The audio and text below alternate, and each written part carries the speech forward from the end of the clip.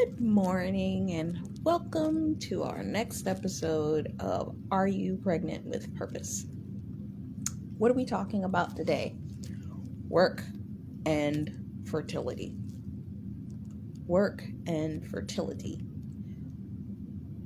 If a woman is pregnant, some women have a concern about fulfilling their day-to-day duties as a business person, a woman, a person that has a job. Maybe they're in a high corporate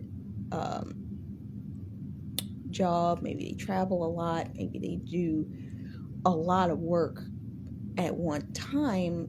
And because of that, it kind of puts them in a position that if they get pregnant, they become more concerned about the health of their fetus because they're always moving around. They have a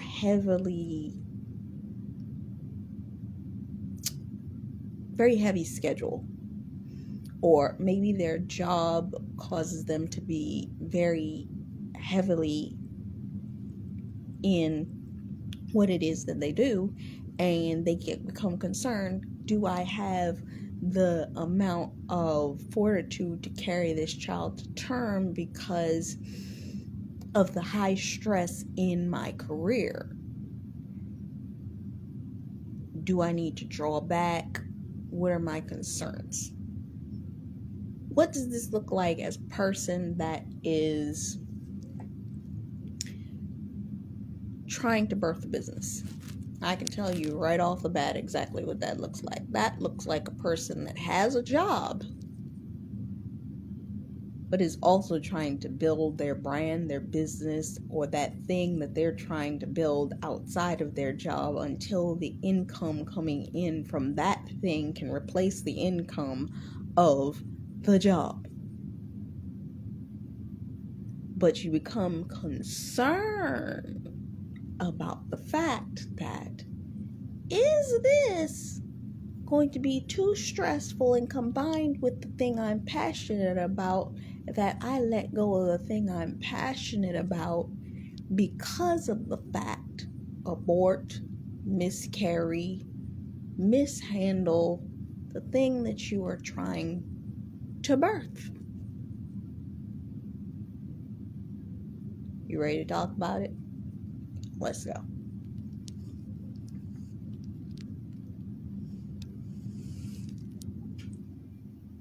As we just spoke, you have to consider your workload. What does your workload look like?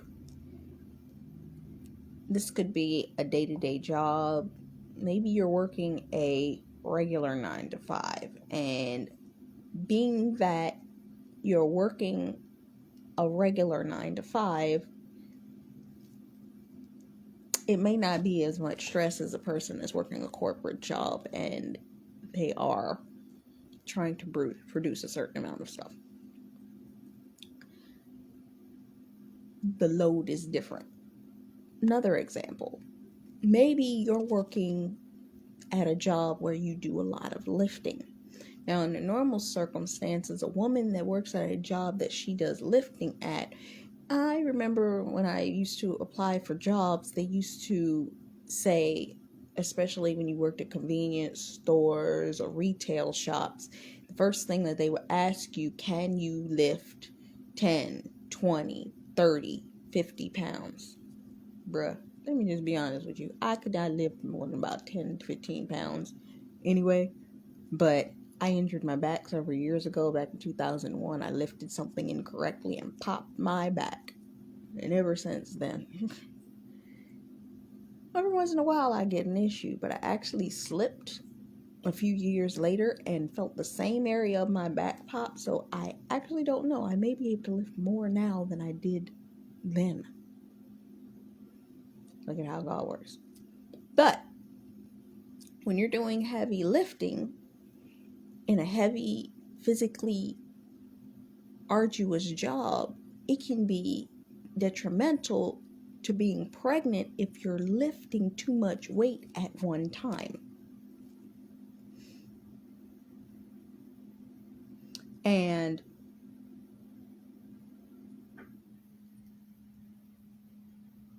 it can be difficult. Since we like to talk about influencers and the people that make influence in this time frame, think about any of your influencers when they first started. As you are starting what it is that you're starting to work on, you have a tendency that things may not work out the way that you would like in the very, very beginning. You know what I'm saying? It's new. You haven't even done anything with it. So you're going through the falling, the failure, the thing not working out the way you wanted to, learning it. A lot of people give up in this phase mostly because of the fact that one, they are not seeing any momentum. Two, things to them look like they're failing. You're not failing, you're just learning how to rework this thing into a way that it will work. That's all that you're doing. That's all you're doing. Most people give up in this phase. But when you're in this phase of creativity, you can sometimes feel like you're going through a block in your creativity because there's a demand on you externally from other sources that are distracting you away from the thing that you're passionate about, that is your purpose, that you're called to, that you are trying to build. And because that thing is still in scratch, humble beginnings form, humble pie, you are still in that phase where you're feeling like, I don't know if this is gonna work. I don't want to dedicate my time to this because the load of my job seems like it's gotten heavier. And it seems like, Christians, y'all can vouch for this. Hello. When you start working on your own thing because you feel like, oh, I ain't got no time to my hands, I can do something on the side and just be, it be that thing I do on the side. I can work an extra hour in the morning, an extra hour in the evening, and, produce and put that thing together. It's like your job seemed to get the memo before you were able to get the memo, and they decided to increase your hours. You're like, wait a minute. How you gonna give me 15 more tasks and drop off that extra other person that we needed because you wanted to downsize, but you won't give me 3 people's jobs at one time, and you still paying me the same? But I'm still trying to birth something over here. That's what usually happens. Sad to say it does. Sad. Distraction. This is when you need to push forth, keep going, and persevere. So, as you're moving forward through this working routine,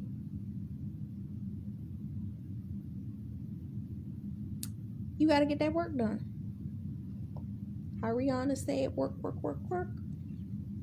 You got to keep going.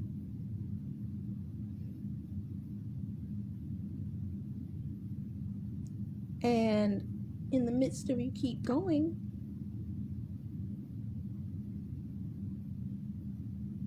you are building and branding something new.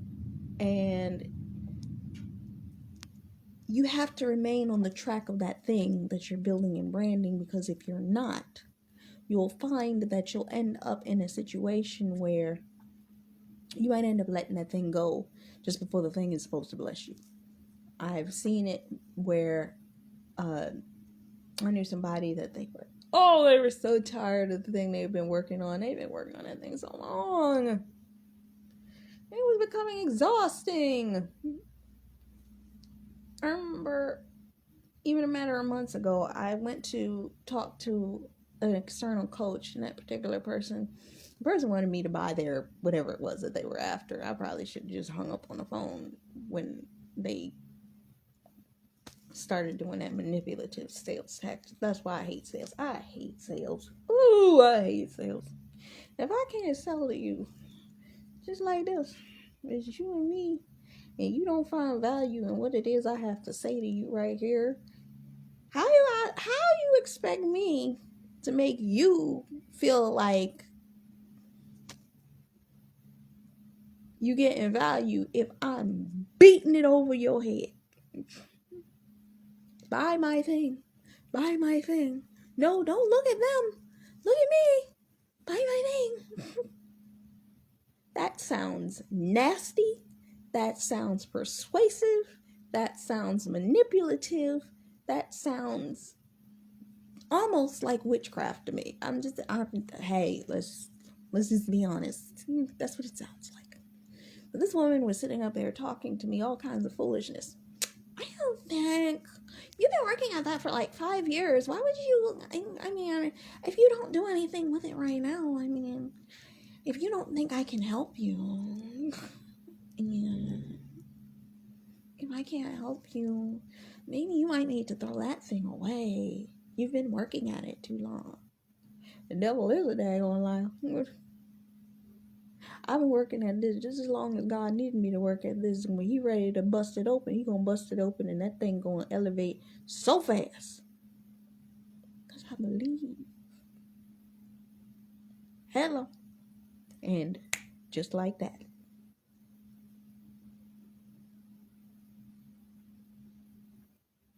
But what happens in the interim?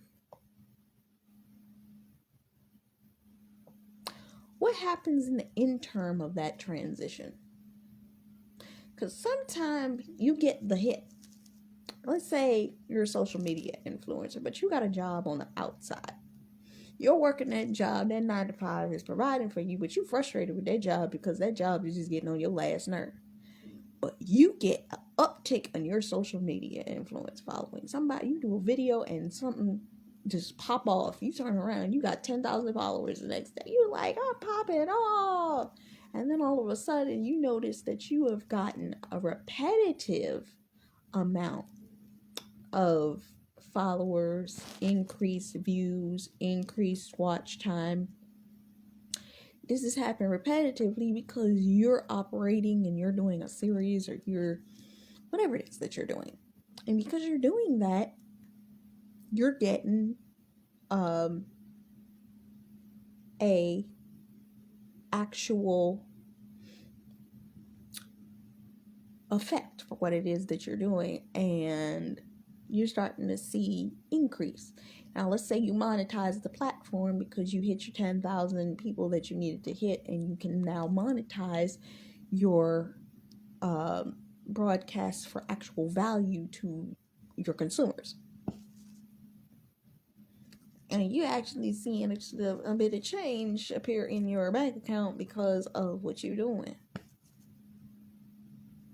Something like this happened to somebody I follow. When she first started on Instagram, she was in a tough period of time. She was in a transitionary season. She wasn't working at the time, but she was going to school, and her Instagram blew up. She was like, "Oh my God!" That happened to me once or twice. I had a minister was following me at the time, and I did a broadcast, and I had went in their broadcast and said something during their broadcast that they hopped in my broadcast and liked and shared it. When they liked and shared it after the live was over, I found over 256 people had watched that live while it was happening. On average, I get 1 or 2 people as of lately, because most people don't know that I go live. I'm trying to share it out with the groups of people that are that I'm involved with. That way they know I'm in here. I have a couple of regulars I noticed in the past couple of videos. There's a girl, Jamie. She comes in, and it was somebody new who popped in last night and watched throughout the live when I was on. But when you notice that bit of growth, that you have to be careful in that mode, because it actually is a teeter time. It's kind of like that person, that person that thinks that they just won the lottery. You seen them. That person that won the lottery want to quit their job and go get their lottery money only to find out the lottery money ain't coming for 3 months. How you gonna survive before that money comes?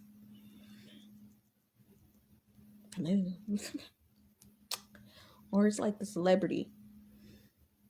They just made a hit record. They hit record blew up.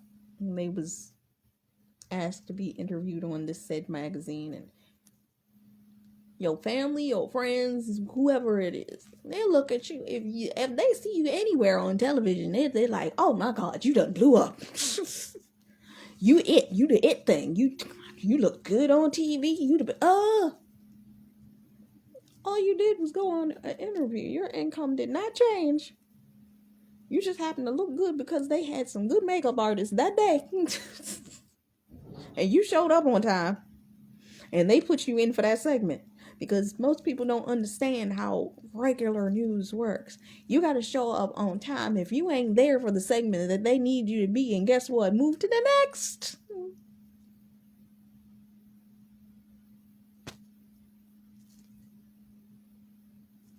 Real talk. You ain't blown up yet. Family and friends be thinking you blew up. It's like, I ain't blow up yet. I'm still at my 9 to 5 job. You gotta work this thing consistently. When everybody else be like, you just blew up. Didn't blow up just yet.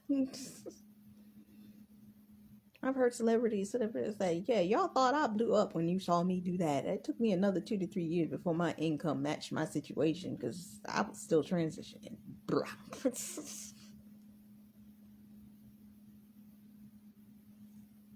People be seeing their face on the magazines. People be seeing them in interviews. People see them on BET recorded music videos. They're like, I don't got no daggone money. What are you talking about?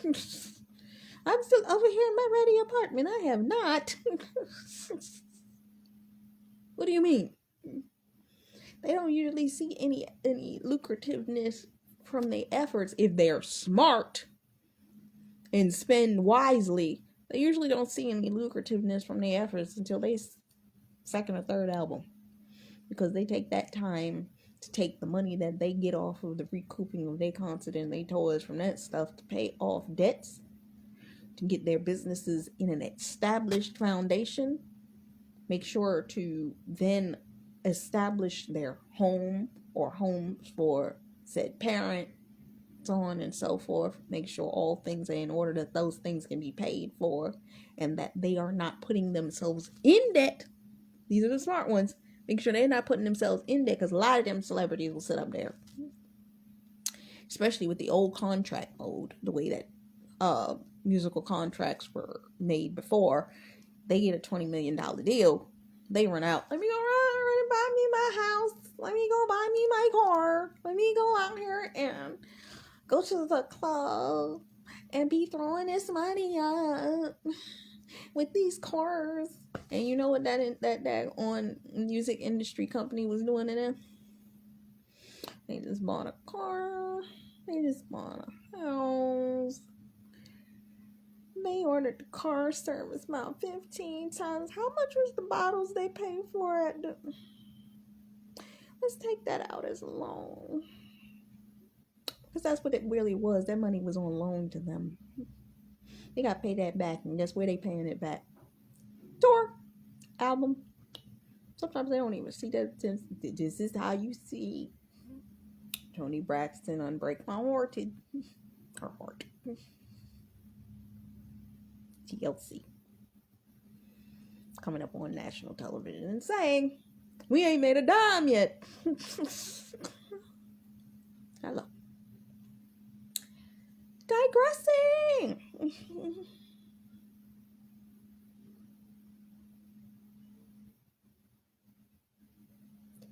How do you avoid this stress? Get in alignment. Find your source, whatever your source is. I'm a Jesus follower. Our source is Jesus. I get aligned with God. That's my number one. I'm going to sit. I'm going to pray. I'm going to get in alignment. I'm going to start writing. I'm going to start planning. And I'm going to operate from that position and that point first.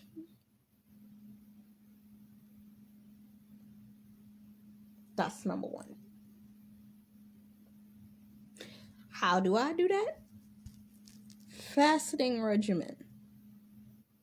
Fasting regimen. What's a fasting regimen? Well, in the Bible, there are about 5 different fasts that you do. You can do one for a certain period of time.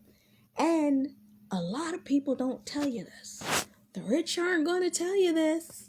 I'm putting you up on game. There are a lot of rich people that anytime they're working on projects, they're fasting. You ever recall hearing, I think Marlon Wayans said that he did it when he was working on, what movie was that? It was the spoof of the 50 Shades movie that they did. When he did his spoof of it, he was on a fast during that. I think Mary J. Blige changes her diet every time she's going into work mode, which you should anyway. I mean, hello. But you're eating cleaner if you're in a heavy work mode. Then you have the ones that fast, like the Queen herself said this in one of her documentaries years ago. She said, and it's not a conscious fast. What it is this. 9 times out of 10, I do this very often. Anytime I'm working on anything, what ends up happening is I don't eat. It's not always conscious. It's a scenario. I got this amount of time, a block, to be able to do a set amount of work. When you go live, you need silence. When you go live, when you need to be recording your podcast, you need silence in your background. I don't always have silence. That's why sometimes you'll notice that when I do my podcasts, it will be long spaces of time between the time that I start posting my podcasts and stop posting my podcast or restart posting my podcast. You might find it be that a month, 2 months, 3 months, 6 months go by and I don't podcast. And it's like, why is she weird? She just did 15 episodes and then disappeared on us. Because I did not balance them out for the amount of time that I didn't know that I wasn't going to be able to be recording content. Or I do lives where I do batched lives where, like, last night I did a live at like 11 o'clock. Then I came on this morning. I did one. I'm planning to do another one in a couple hours, because when I get the time to do it, I do it. I then have to do my edits for my episodes. I gotta go on social media. I gotta do all of that. I got all of this, and you're in a constant grind. And because of that, when you stopping to get some food? That's why when you see people like Beyonce or these celebrities, you be like, they ain't eat that day. What you mean they ain't eat? Yeah. I remember the crew behind her said, she don't eat, we don't eat. She said, I forget that people have to go to the bathroom because we working so hard on these projects. Hello. Sometimes it's not a conscious fast. You just be like, I'm grinding. You look up, it's been 18 to 24 hours. I ain't eat nothing yet. And wasn't hungry. That's one day fast. Sometimes people go 2, 3, 5, 7, 10, 14, 21, 40, 50. I've done 50. I've done over 50. You change it up so that your body doesn't get used to it. But you can do Daniel fasts. You can do the Daniel fast. All that is you're cutting all meat out of your diet. You are not you're cutting all meat out of your diet. You're cutting all dairy out of your diet, all sugar out of your diet, nothing but natural sugars, if at all. And your natural sugars are your honey, your blueberries, your raspberries, apples, oranges, so on and so forth. Some people do straight fruit. Some people do straight beans, lentils, vegetables, whole grains, quinoa, stuff like that. They eat like that. They juice. There are juice fasts where you're drinking water and you're drinking juice. I juiced for about 4 days this past week. It's fantastic. Why do we do this? It's like your brain will freaking open up when you do that. It's like, I feel blocked. Juice. Get you some juice. Not talking about the pure stuff that you get your own blender and you take your orange, your apple, your blueberry, your cucumber, and you take that doggone blender and you blend that thing up. Make you a full pitcher of juice. Pour that sucker into a pitcher. Smooth it out. If you want to add your protein, you want to add your whatever to it, and you drink one of those a day. You want to be a hardcore faster, you drink that for breakfast, lunch, and dinner. You can change the ordination of what that is, meaning you can do a different kinds of smoothie. You can have a breakfast smoothie, a lunch smoothie, and a dinner smoothie. Some people do straight cleanses where they're like, okay, I'm going to drink apple juice in the morning. I'm going to drink green juice at lunchtime. I'm going to drink a protein shake at night.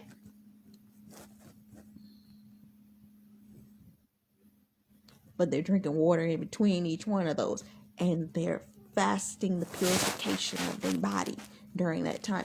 People do, I've seen it when they doing straight cleanses, they'll do that for 10, 20, 30. There's some ministers and high level people that will go on a juicing fast.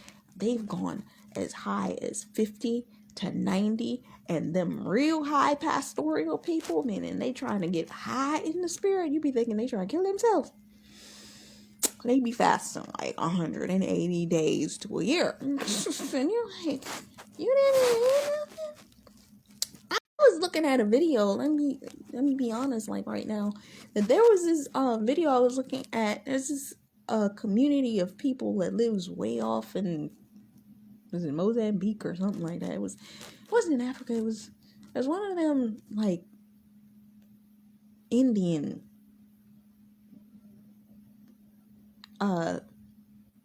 Arabic, Persian, something way over there. They don't eat for 3 months and drink apricot juice. And they're the longest living people in that community. I'm like, really? I'm a culinary person anyway, so I love this. I'm going to actually, when I get a chance to get settled in, to get a book. There are multiple different diet methods. You got the Mediterranean diet. You got, they call it the blue zone diet, I think. You have Daniel fasting and so on and so forth. It's a specific way that you're eating, and it's more lucrative to the body that you're eating that way. There's also one book called the blood type diet, meaning you're only eating things that are in alignment with your blood type. It also explains why you're allergic to certain things, so on and so forth. But during this process, let's say you changed your diet for said amount of months, 30 days, 40 days, 50 days, 60 days. But during this time, you are in prayer. You are seeking the knowledge of the Lord. You are, business people don't call it that.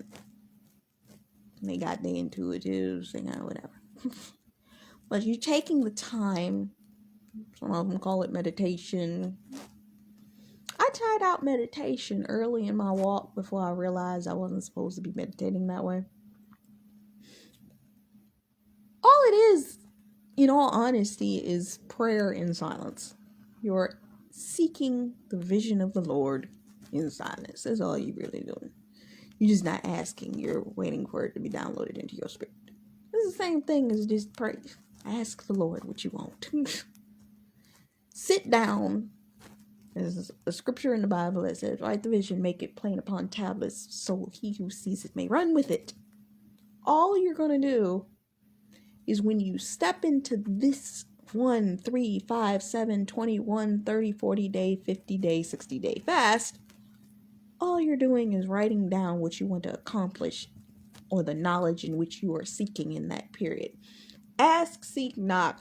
Worldly people like to go to the Napoleon Hill. Let me tell you, the same theory of ask and you shall receive, seek and you shall find, knocking it shall be open. That sucker came from the Bible. Stop playing. Get over it, universal people, okay? Can we? Sorry, I don't want to be harsh. But I'm being honest. It's the truth.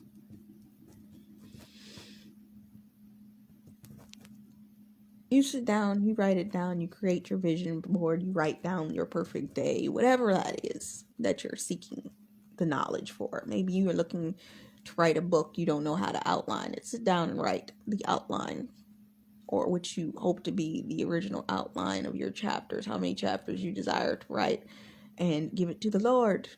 Say, I want to write this many chapters, I don't know what to write. The Lord will give it to you. You're trying to figure out a song. You got an idea for an album, but you don't know what to do in order to create said album. Create an outline of the amount of tracks that you want. You don't know the names of the tracks. You don't know what the cadence of the tracks is going to be, but you lay it before the Lord. Put it on the altar. I used to lay things on the altar all the time. Whenever I was at church, I'd lay books on the altar. I'd lay bank cards on the altar. I'd laid it all on the altar. Because I was seeking the Lord's blessing in that area. And I received it. Let's just be honest. You're seeking out the strategy in which you need in order to perform the activity in which you are seeking to see the manifestation of what it is. I hate using the word manifestation, but that is what you are seeking.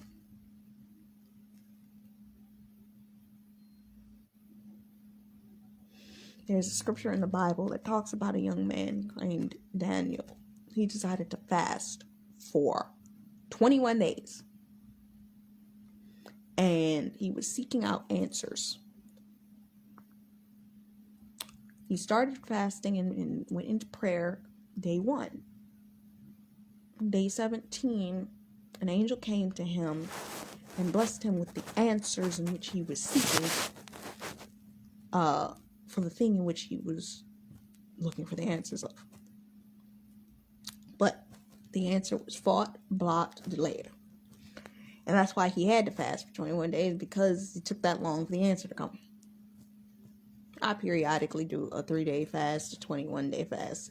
Most Christians, 9 times out of 10, are going to do a fast either at the end of the year for 21 days, at the beginning of the year for 21 days. And some hardcore Christians are going to start the 21-day fast at the end of the year and go straight through the 21-day fast at the beginning of the year. And be fasting for 42 days. 44, depending on if there was a break in the fasting process. Because I've done that where my actual church was doing a 21-day fast, and then the ministry I followed online backed their 21-day fast at the beginning of the year. I fasted with them. All it is, you change your diet for that period of time. You eat 6 a.m., you eat 6 p.m. You pray, you worship in the morning, you pray, you worship before you go to bed. Some people, like I said, they do no food and just do liquid. It's a cautionary thing if you're going to do all liquid. And I'm going to tell you why. Because if you do only liquid,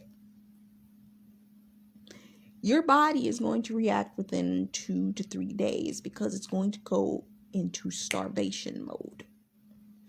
So what's going to happen is you got to combat that the way I did it, and listen to me very carefully, because if you do this incorrectly, you will end up dehydrating yourself and have to go to the hospital. Listen to me very carefully. You are never to swallow salt. Okay? What you do is you go and you take kosher salt. You put it under your tongue. Let it melt by your saliva. Then you swoosh it around with the saliva that was created. Spit it out. You do not drink it. You do not swallow it. No. This is going to raise your blood pressure during that period of time. You may have to do this once a day during that period because you're trying to raise your blood pressure. 2, you're going to take a zinc packet and mix it in your juices. You know them immunity booster packs that have zinc in them? I know you've seen them, the emergencies, all that kind of stuff. You're going to put one of those packs in every one of the juices that you're drinking because that's going to raise your energy level. So that you ain't passing out. Because I made the horrible mistake. I did a 40-day fast on day 4. I hadn't, and I was eating. I ate in the morning and I ate in the afternoon, but my body was not used to me fasting that way and drinking as much water, because I used to drink 120 ounces of water every time I fasted. Flushed my body out real good. And I ended up going to a business event, calling myself, let me go to this business event. I don't know what kind of meeting I'll have, and so on and so forth. Went to this business event. I could barely walk to get home that night, to get on the train, to get back to where I was living at the time. Because my body was exhausted. And I was like, whoa, what is this? It was because my body had been fasting. It couldn't maintain itself in that phase. So I ended up delirious. I ate, I laid down. The next morning, I ended up getting up to go get breakfast for my usual day. I prayed, I did all of that, but I was really dizzy. And I couldn't understand, why am I so dizzy? Because my blood pressure had dropped because it wasn't used to what I was doing to my body at the time. And I was like, I got in the kitchen that morning and my head was spinning. I thought I was going to fall all the way out. Thank God I remembered about the raising of the blood pressure with salt. I immediately went, put salt under my tongue, swished it around, spit it out, got an emergency pack, because at the time I used emergency all the time, and I took that, and it was something else I did. Oh, electrolyte juice. Electrolyte? Yeah, I think I used a little bit of electrolyte. And that's how I raised my blood pressure, to get myself back in balance. I didn't eat, I just raised my blood pressure. I think that morning I was about to eat, but I had to get my blood pressure correctly because I felt like I was going to fall out. I had to settle for that to happen before I was even able to stand up to cook my breakfast. Hello. But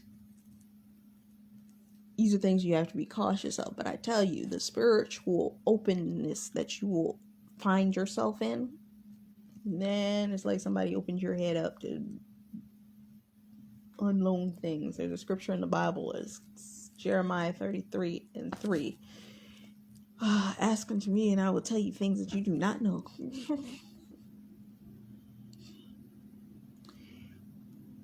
If you are seeking out answers, ask, seek, knock. Write down the thing that you are asking for. Write down the thing that you are seeking, and ask the doors that you are seeking to see opened up in your life. You go through 1, 3, the heavier the fast. If you do straight juices for 3 days, you're going to get your answer.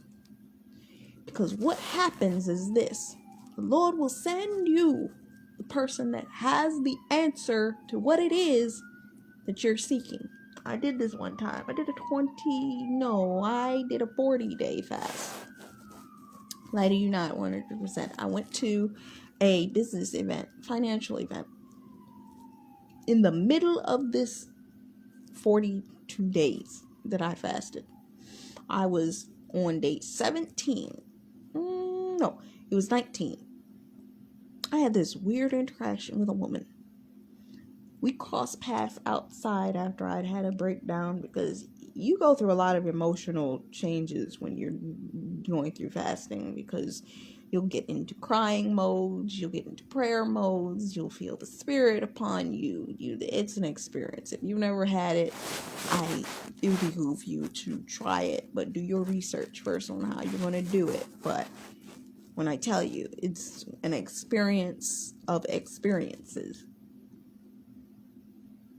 And this woman came to me on the third day of that experience.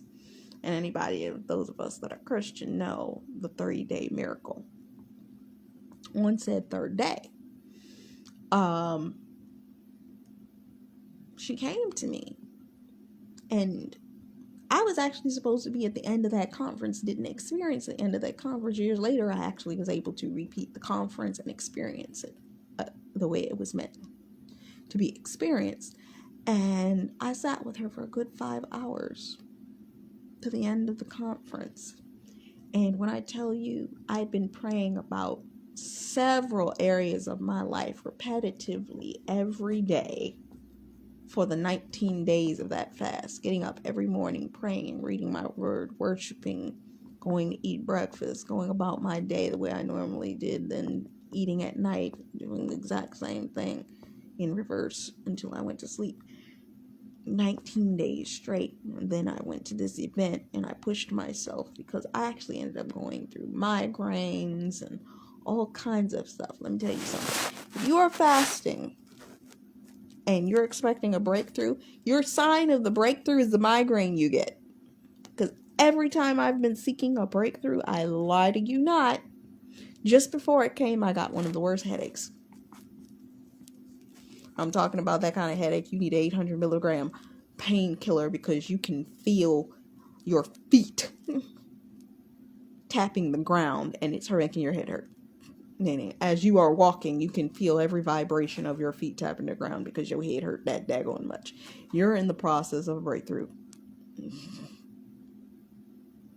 Because the next day I met that woman.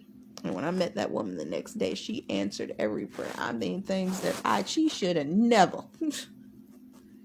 Were you reading my journals type situation? Because I was praying for some personal things, and she said, if you're expecting this, you need to read this book, you need to do this with it, you need to do that, and you need to do this. If you're expecting this to happen, I need you to do X, Y, and Z, and ABC. If you're expecting this to happen, X, Y, and Z. And let me tell you, you're going to also experience some spiritual warfares. That if you are Christian, you're going to know it when you see it, because some weird happenings going to look like you going to have some moments where it looks like, if you've ever seen them horror movies like Paranormal State and Paranormal Activity, and you see people that walk around looking stupid and eyes bulging and all that kind of stuff, it happens. I mark my words. You ever seen them TV shows where they said that they had a spiritual encounter that literally happened? You're going to have some of them experiences happen while you're fasting. And if you ain't prepared for it, you're going to be sitting there, what the heck was that? This happened while I was sitting there talking to this woman. It was a woman. I lie to you not.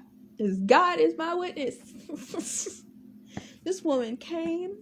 She had a fit about trying to get into this event, screaming, hollering at the top of her lungs, turned. I ain't never seen nobody do this in my entire life. This is a 100% legitimate story. I swear before God that this happened. And I do not swear like that. This woman walked past you. You would have thought, if you were watching a horror movie, this woman was going, you know how them people do in them horror movies, but they walking real slow past you? Me and this woman were sitting there having a conversation. This woman's walking past real slow. She goes nowhere but to the very corner of the room where there's a pillar and stands behind the pillar crying like that. I'm like, what the heck is this? You'll have some weird experiences if you're fasting. All you needed was the dark ambiance of a horror movie. That looked weird as hell. If I'm lying, I'm dying. I'm 100% serious. That's exactly what happened. I ain't out here kidding. Thank God the Lord allowed me to watch shows like Buffy the Vampire Slayer when I was growing up. These things aren't weird to me.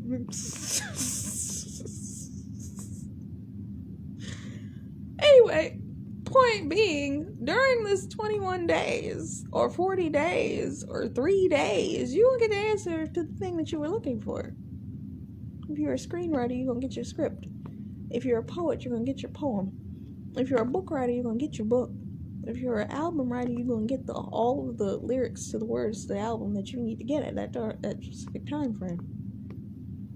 If you got business opportunities and things that you need to get in alignment, and you need all things to fall together for your good, fast, pray, write it down, seek the Lord. All things will work together for your good for those that love Jesus. And even if you don't, my prayer is you find him, but ask, seek, knock. The Lord pours his power upon all flesh. You will get the download for the thing that you were looking for just because you positioned yourself to be open to receiving.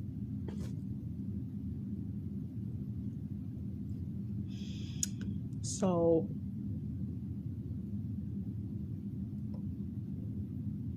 that was that segment for today's live. And I'm not going to belabor this any further, but work and fertility. It's a process. We all have to go through some form of working the process. Faith without works is dead. If all we're working is our faith, that's what we need to do. But you will be able to become fertile in whatever it is that you're doing, and you will be able to birth it. It takes time, and everyone has an appointed time and an appointed season. Prepare, walk through it, work through it, and you will see the manifestation of the thing that you're supposed to walk into. I guarantee it. This is Dodge McCameron. Are you pregnant with purpose? Work and fertility. Check out my podcast on Steam to Live the Dream. I just did a wonderful episode. A new episode loaded this morning, and the episode that I recorded this morning is going to come up on Thursday, called Meeting in the Middle. That is blessed. So, I hope this blessed you. Love, faith, peace, and blessings. Until next time, see you.